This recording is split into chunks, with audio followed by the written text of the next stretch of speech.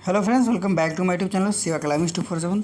सो guys, आज हम बात करेंगे ईसीसी एजुकेटर वैकेंसीज़ के बारे में, यानी कि आंगनबाड़ी एजुकेटर के बारे में। ठीक है, हाल ही में एक वैकेंसी आई है जिसमें बिना पेपर के जो आपका सिलेक्शन होने वाला है। ठीक है, तो चलिए आगे देखते हैं। इस वीडियो में हर एक पॉइंट कवर करेंगे। इसका जो टोटल पद कितना है यहाँ पर, जैसे कि आप देख सकते हैं टोटल पॉइंट हम इस वीडियो में कवर करने वाले। जैसे कि हो गया हमारा कुल पद, हो गया कुल पद, सैलरी, कार्य, शैक्षिक योग्यता, आयु, चयन प्रक्रिया, कितने प्रतिशत वाले लोग आवेदन कर सकते हैं, मेरिट कैसे बनेगी, आवेदन कैसे करना है, क्या पुरुष भी आवेदन कर सकते हैं, संविदा या फिर परमानेंट। इसमें एक पॉइंट हम और कवर करने वाले हैं कि कितने परसेंट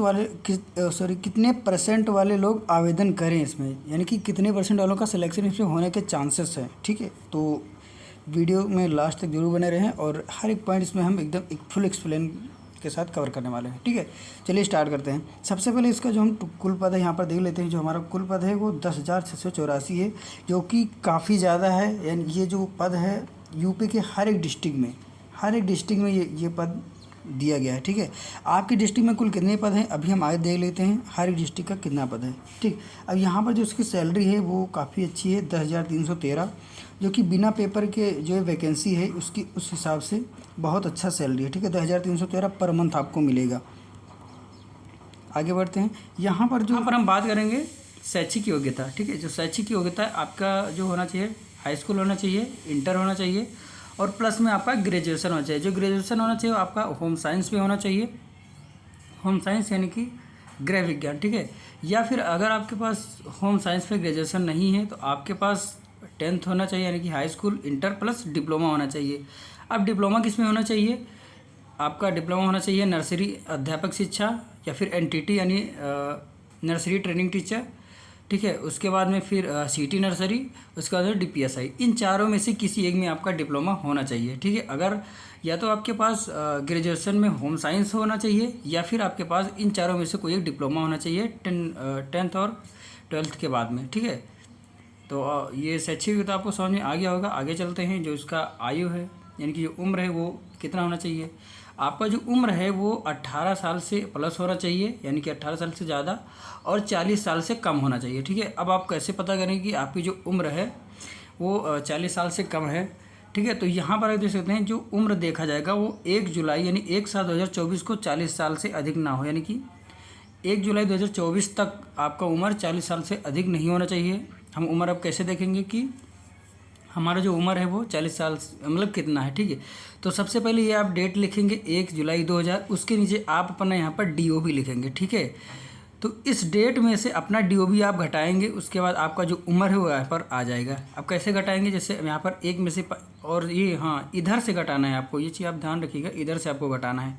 ठीक, जैसे यहाँ पर देख लीजिए कि जैसे यहाँ पर 1 है, 1 में से 5 नहीं घटेगा। ठीक है, ये हमारा दिन है, ये मंथ है और ये हमारा ईयर है यानी कि साल है। ठीक, अब यहाँ से हमको 1 में से 5 नहीं घटेगा तो हम इधर से एक उधार लेंगे। अब ये है मंथ होता है 1 मंथ 30 दिन का।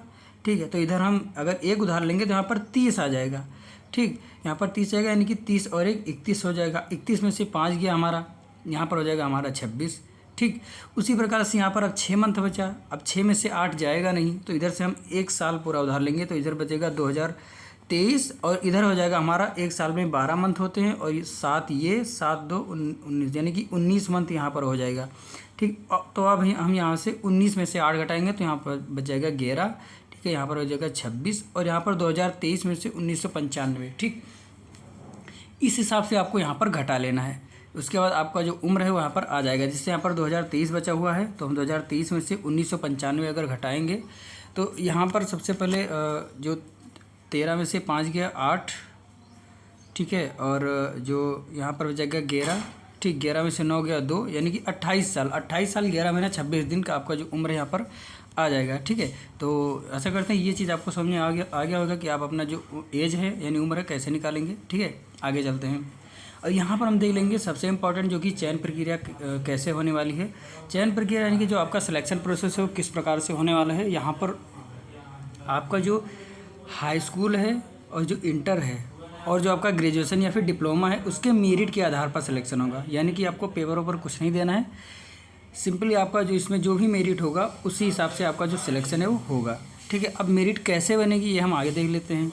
जो मेरिट, सबसे पहले हम यहाँ पर देख लेंगे कि कितने प्रतिशत वाले लोग आवेदन कर सकते हैं। ठीक, जिनका भी ग्रेजुएशन या फिर डिप्लोमा में स्कोर 50% से अधिक है, यानी कि अगर आपका जो नंबर है वो 50% से अधिक है, यानी कि ग्रेजुएशन और डिप्लोमा में, तो आप यहाँ पर आवेदन कर सकते हैं।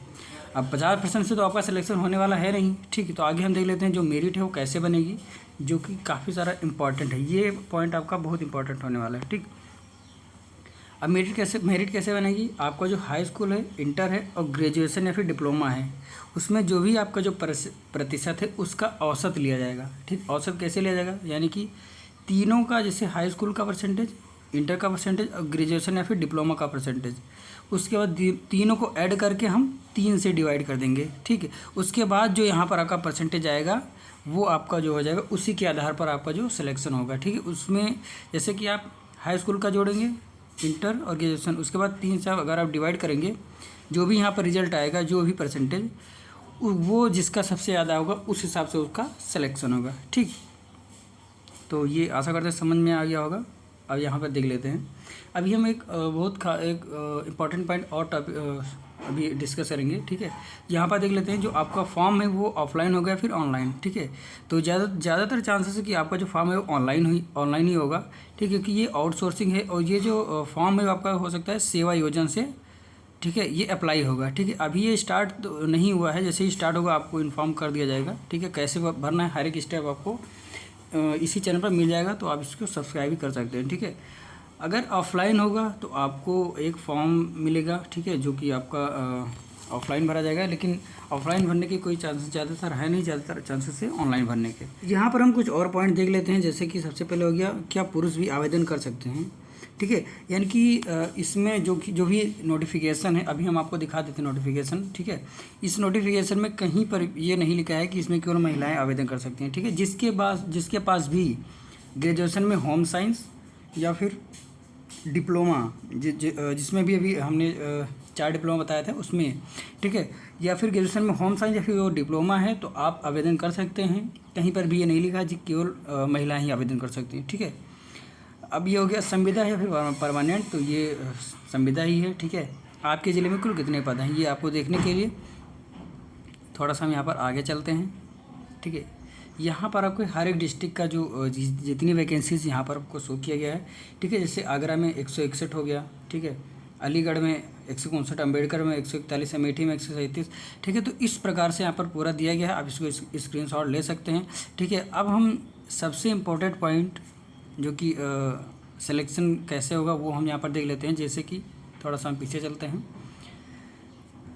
ठीक है, चयन पर गया, देखो जैसे कि अब चयन जो आपका जो सिलेक्शन है वो मेरिट के आधार पर तो होगा ही। ठीक है, अगर आपका जो सिलेक्शन हो गया, यानी कि आपका मेरिट बन गई, उसके बाद में आपका जो स्कूल है, ठीक है, यानी स्कूल है वो कैसे चयन होगा, यानी कि किस स्कूल में आपका पोस्टिंग हो रहा है वो आप कैसे पता करेंगे। ठीक है, तो वो चीज़ इस आधार पर होगा। जैसे कि आपका, जैसे कि मान लिया कि जैसे 10 लोगों का चयन हुआ है। ठीक है, एक लोगों का 80% है, एक लोगों का 70% है, एक लोगों का 65% है। ठीक, और एक लोग का 60% है। ठीक, तो ये मान लिया 4 लोगों का सिलेक्शन हुआ। ठीक है, इसमें 10 नहीं 4 लोगों का मान लिया सिलेक्शन हुआ है। ठीक, अब इनका सिलेक्शन किस प्रकार से होगा, मान लिया इधर 4 कॉलेज है, पूरे यूपी में 4 कॉलेज हैं। ठीक है, कॉलेज 1, कॉलेज 2, कॉलेज 3, कॉलेज 4। ठीक, अब सबसे पहले सिलेक्शन के बाद में इन चारों को बुलाया जाएगा। चारों में से सबसे पहले 80% वाले को बुलाया जाएगा। ठीक है, उसके बाद उसके सामने ये चारों कॉलेज का लिस्ट दिया जाएगा। फिर वो अपने हिसाब से उसका जो भी मन होगा इन चारों कॉलेजों में से एक को लॉक करेगा। ठीक है, उसका यानी कि उसका जो भी मन होगा इस चारों में से सबसे पहले अपना सेलेक्ट कर लेगा। ठीक है, मान लिया उसने कॉलेज नंबर 1 को सिलेक्ट किया, यानी कि अब जो 80% वाला लड़का है उसका कॉलेज नंबर 1 सेलेक्ट हो गया। अब बचे हमारे 3 कॉलेज।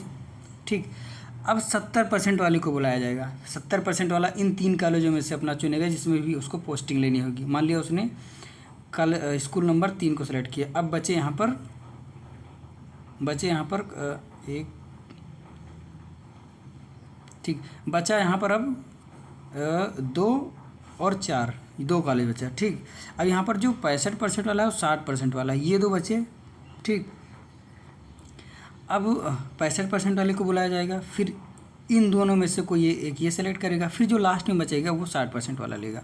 ठीक है, यानी कि समझ रहे हैं आपको, मतलब जिसका सबसे ज़्यादा परसेंट होगा उस हिसाब से उसको कॉलेज चुनने यानी स्कूल चुनने की प्राथमिकता दी जाएगी।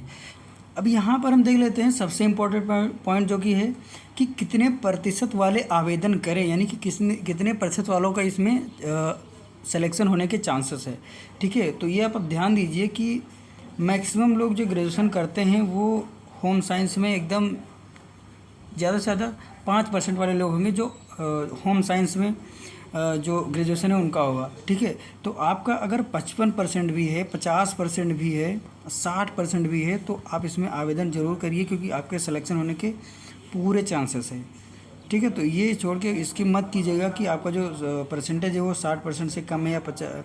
ठीक है, अगर आपका 50 से ऊपर है तो आप ज़रूर अप्लाई करिएगा, क्योंकि इसमें बहुत ही रेयर केस में जो होते हैं वो उनका जो ग्रेजुएशन होता है वो होम साइंस में होता है। ठीक है, ठीक है। तो इस वीडियो में हमने काफ़ी सारे पॉइंट्स जो कवर किए, ये पॉइंट्स छूट रहा था जो कि हमने इसको भी कवर कर दिया। ठीक है, तो आशा करते वीडियो पसंद आएगा। अगर आपको कोई भी प्रकार की अगर आपके मन में क्वेश्चन है तो आप कमेंट कर सकते हैं। अप्लाई कैसे करना है ये सारी चीज़ जानना है तो जैसे ही स्टार्ट होता है आपको इसी चैनल पर वीडियो मिल जाएगा कैसे अप्लाई करना है, हर एक स्टेप। ठीक है, तो इस वीडियो को लाइक और सब्सक्राइब जरूर करें। आशा करते हैं वीडियो पसंद आएगा। मिलता है किसी नेक्स्ट वीडियो में, तो जय हिंद, बाय।